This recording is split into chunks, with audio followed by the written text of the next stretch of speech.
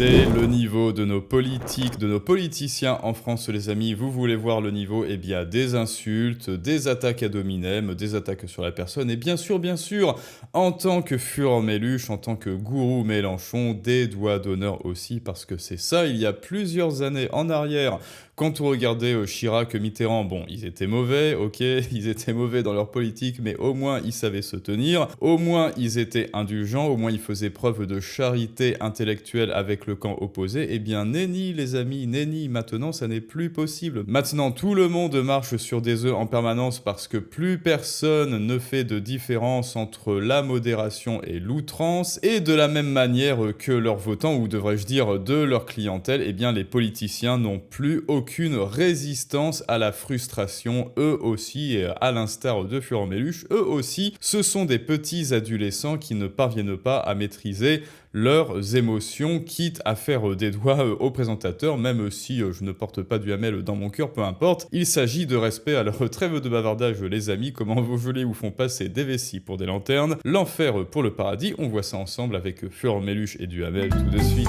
Et on va pas se passer l'entièreté de l'interview parce que ça dure à peu près 25 minutes. Après, bien sûr, je suis très patient, mais vous, est-ce que vous pouvez tenir 25 minutes de Mélenchon? Je ne sais pas. Et donc, par courtoisie, je ne vais pas vous infliger cette épreuve, mais écoutons-le et regardez bien son comportement. Les socialistes réussissent à obtenir ce gain au vote, la suspension de cette réforme des retraites. Oui, écoutez, si les socialistes... Sur les socialistes et la réforme des retraites. Ils réussissent à obtenir ce gain concret pour des centaines de milliers de travailleurs. Ça pourrait très vite en faire un poulet. Oui. Écoutez, de tous les scénarios de fiction que vous avez imaginés autour de cette table depuis maintenant 2 mois que dure ce cirque, tous les scénarios, il s'est produit exactement ce qu'aucun n'avait prévu.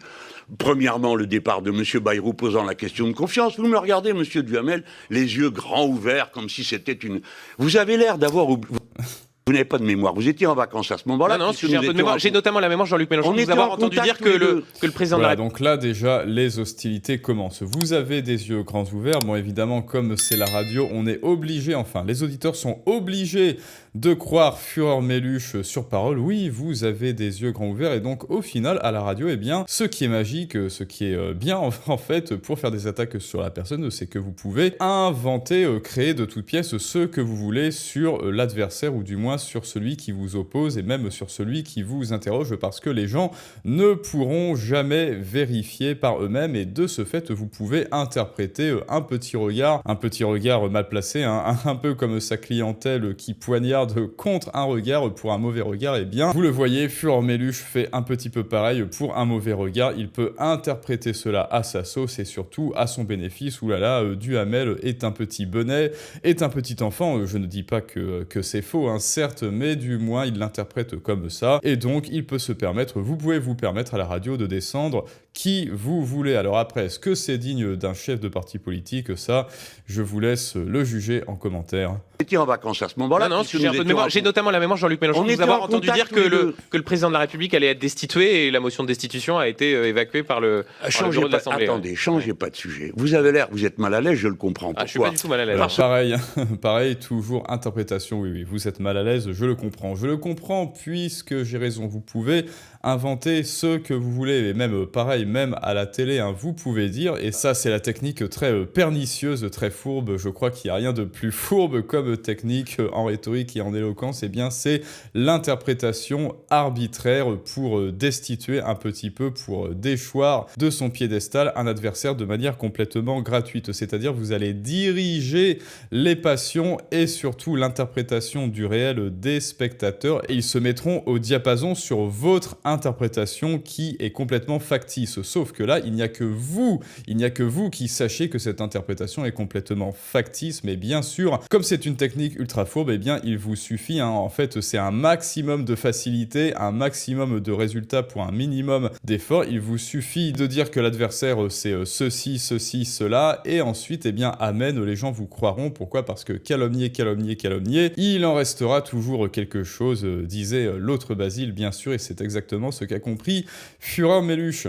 Des gens qui sont frappés directement par le report de l'âge légal. Bien sûr. S'il y a une possibilité de suspendre la réforme à 62 ans et 9 mois, c'est-à-dire de permettre à des centaines de milliers de gens de partir plus tôt à la retraite. Ça se sent. Mais Jean-Luc Mélenchon, écoutez juste, on va essayer de faire les choses calmement. Je vous pose des questions, vous pouvez y répondre. Est-ce que quand on fait de la politique, et a fortiori quand en plus, bon là, vous voyez qu'il n'y a qu'un des deux partis, enfin il n'y a qu'un des deux camps, entre guillemets, qui essaie d'apaiser la situation, bien sûr, parce que Duhamel, il le sait, il n'a absolument aucun avantage à s'emporter et à dire « Écoutez, monsieur Mélenchon, maintenant ça suffit », il n'a que des avantages à lui dire « Calmez-vous, on va essayer », c'est-à-dire il ne le vise même pas personnellement dans son discours, il dit « On va essayer de faire les choses calmement », alors que évidemment c'est Jean-Luc, c'est Führer Meluche, le méditerranéen, qui perd un petit peu les pédales, et malgré tout, il n'y a qu'un parti qui reste diplomate. Après ça reste Duhamel, mais bon, vous le voyez, c'est plutôt Führer Meluche qui perd la boule avec son âge. De gauche, on ne se bat pas pour obtenir des avancées concrètes, même si ça ne va pas aussi loin que vous ne le souhaiteriez. Duhamel, on va faire les choses tranquillement, comme vous venez de le dire.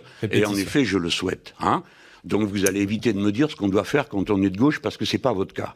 Donc c'est un petit peu une prétérition. On va essayer d'aplanir les choses, on va essayer d'être courtois, on va essayer d'être diplomate. Alors t'es un sacré connard quand même. Voilà, ça c'est la pure prétérition. En fait, dire que on est du côté de ceux qui sont apaisés, du côté de ceux qui veulent la paix, de réfléchir convenablement, dans la modération, dans la nuance, eh bien c'est une caution morale et verbale pour mieux ensuite attaquer par devant, pour mieux ensuite justifier le fait d'insulter n'importe quoi, n'importe qui, n'importe quoi. Pourquoi ?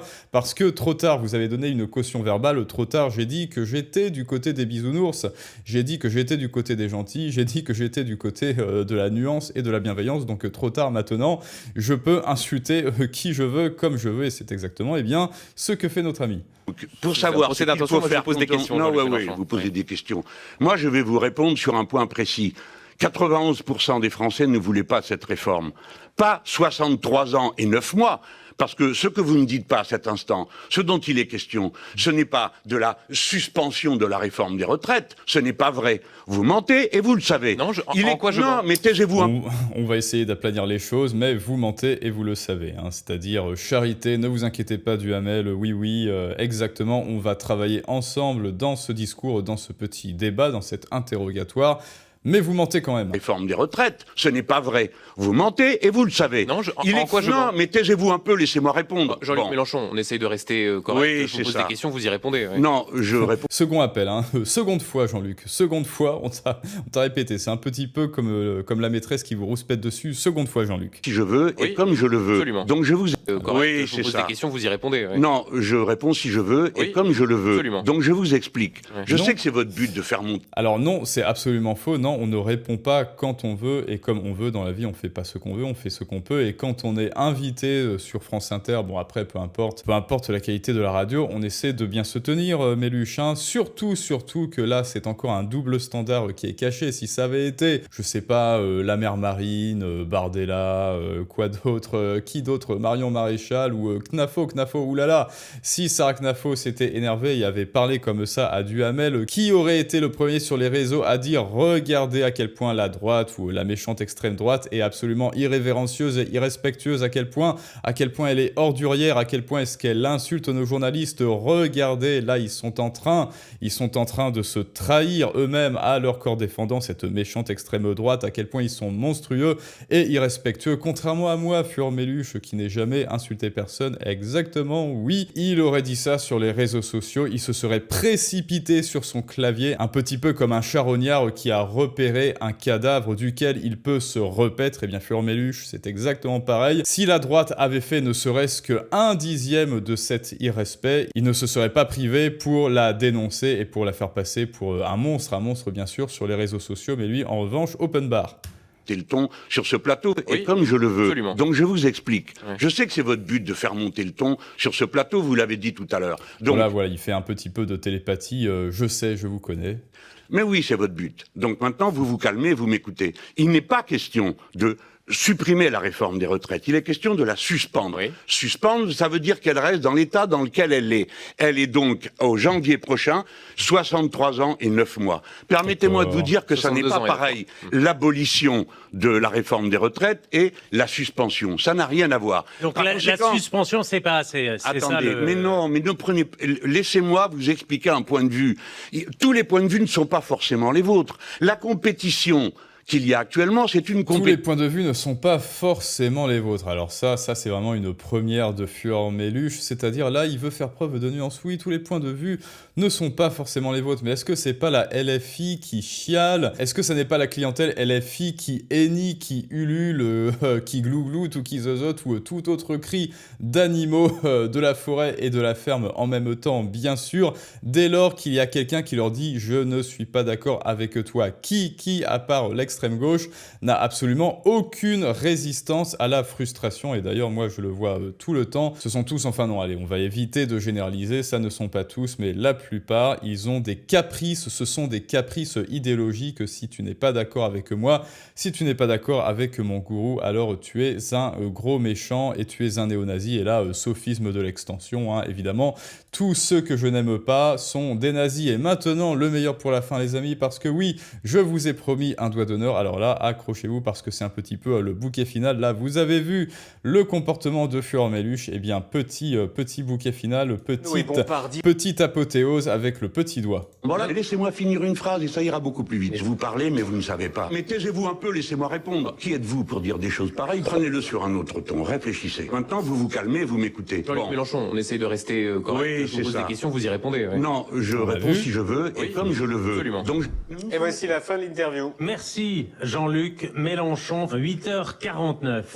Et la classe LFI, c'est des doigts menaçants et... Le podcast L'Élysée dans la tourmente, anatomie Un de doigt. l'exécutif en crise. Un doigt d'honneur aux journalistes Est-ce qu'on se le mettrait pas en grand écran pour mieux voir Jean-Luc? du service public. C'est ça, la classe Mélenchon et la classe politique française. Touc. Et désormais donc on se fait des doigts. Alors après vérification, ceci est bel et bien Bon, après, eux aussi, ils sont gauchistes un peu, non? un doigt. Hein. Donc Panot et Bompard diront qu'il a un tempérament méditerranéen et qu'il montrait le ciel. Non.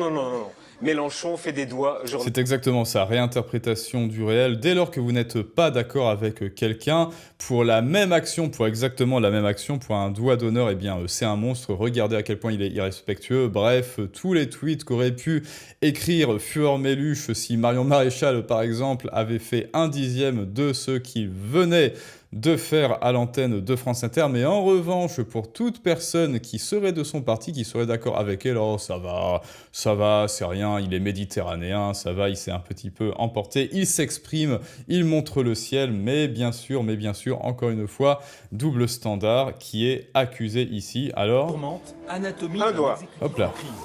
Un doigt Après, c'est furtif, hein, je veux. d'honneur aux journalistes du service public. C'est ça, la classe Mélenchon et la classe politique française.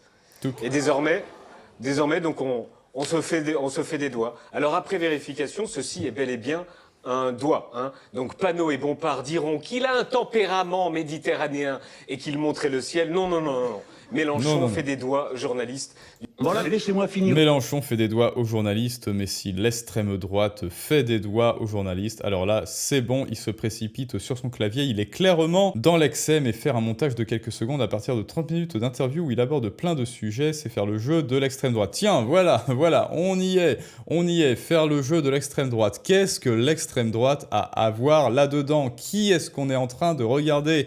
Qui est en train d'agir? Qui a fait objectivement un doigt d'honneur ultra furtif, effectivement, pour ne pas se faire prendre, pour éviter de se faire prendre? C'est Méluche. Alors qu'est-ce que l'extrême droite, si tant est qu'elle existe en France d'ailleurs, qu'est-ce qu'elle vient faire là-dedans au juste? Tiens, Bribit aussi qui fait des petits doigts, mais il y avait Zemmour aussi, non? Est-ce que l'on peut avoir un autre angle? Bon, après, ça m'avait l'air d'être un doigt tout de même. Hein. Tous ceux qui connaissent la gestuelle de Mélenchon savent qu'il utilise ses mains et fait souvent ce geste pour dire « Bon d'accord, si vous voulez, c'est vous qui avez raison, mais peut-être, même si aussi, tiens, bah voilà, il y a le petit doigt de Zemmour, mais en revanche, vous comprenez quand c'est Éric Zemmour, alors là, c'est un extrême facho, c'est extrêmement fasciste, mais quand c'est Jean-Luc Mélenchon, oh, vous savez, c'est comme ça qu'il s'exprime, eh bien, ça n'a pas loupé les défenseurs, les turiféraires, les petits enfants de cœur LFistes sont de sortie pour défendre leur fureur, mais dès lors que c'est Zemmour, ah bah ça alors, plus aucune charité, plus aucune objectivité, non, Zemmour c'est bon, c'est confirmé, lui il a bel et bien fait un doigt d'honneur, je comptais déjà voter pour lui, soyez aimables, des doigts menaçants, donc il y a plutôt des gens qui disent que non, Jean-Luc Mélenchon est absolument tout blanc, il ne s'est absolument pas énervé, eh bien écoutez moi les amis, je ne sais pas, tout ce que je sais c'est que après, objectivement, c'est un bon rhéteur, c'est un bon orateur et c'est ça qui est dangereux, parce que là moi, je vous parle de la technique, hein, je ne vous parle pas de ses idées, je ne suis évidemment pas d'accord avec ce qu'il dit, à 99,999%, bon après les 0,001%, c'est quand il dit essayons un petit peu de nous calmer et de faire ça calmement bien sûr, mais en tout cas, ce que l'on ne peut pas lui retirer, c'est que c'est un excellent orateur et c'est ça qu'il y a de dangereux, parce que tant que toi tu ne sauras pas défendre tes idées et surtout les vendre, tant que tu ne sauras pas créer du contenu sur ton domaine d'expertise, tant que tu ne sauras pas parler de ce qui te tient à cœur et savoir le transmettre, le partager au monde extérieur, et bien comme le font les politiques, et bien tu le vois, d'autres le feront à ta place. Fureur Méluche le fera à ta place, il occupera le devant de la scène et il fera peut-être, je dis bien peut-être, des doigts d'honneur, pendant que toi, tu resteras ignoré un jour de plus dans l'ombre avec tes idées, et pour sa seule solution, les clés de la persuasion en description et en commentaire, la première étape pour apprendre à vendre tes idées, à mieux te faire comprendre, à augmenter ton pouvoir de persuasion. N'oublie pas aussi de venir sur le canal Telegram, parce que plus on est de fous, plus on rit, et c'est là que se passent les choses, le chat en direct notamment. Et maintenant, eh bien, les amis, likez, partagez, boostez, abonnez-vous si ça n'est déjà fait, et je vous dis à très bientôt pour un prochain storytelling du monde moderne, mais ça, c'est une autre histoire.